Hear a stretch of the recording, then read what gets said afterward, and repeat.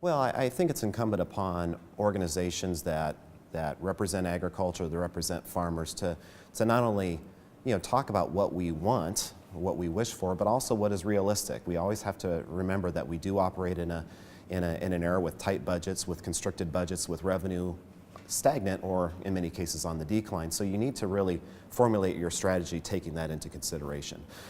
For roads and bridges, the inherent liability to how we finance our roads and bridges is the fact that we have a fixed source of revenue, cents per gallon of a gasoline or diesel tax, trying to meet the needs of an escalating cost. Regardless of your political persuasion or orientation, everyone will concede that the cost of building and constructing roads goes up. And so what we suggest is that we would index the fuel tax to inflation so that you're keeping pace with that cost escalation for maintaining roads and bridges. We think that's very important. For the inland waterway system, the problem is we have these very expensive locks and dams, and we're trying to build a lot of new ones, but the price tag to do that is very exorbitant. So what we're suggesting is that a predictably good inland waterway system is better than a hypothetically great one.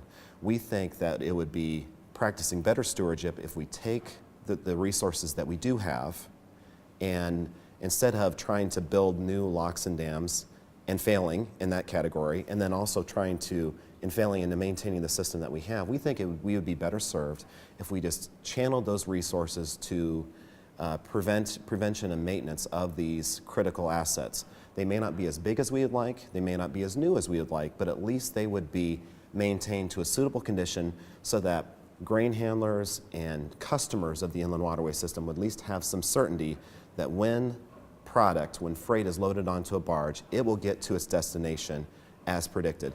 The problem we have right now is we have a very unpredictable system, and it really is serving as a disincentive for industry to invest in barge loading capacity.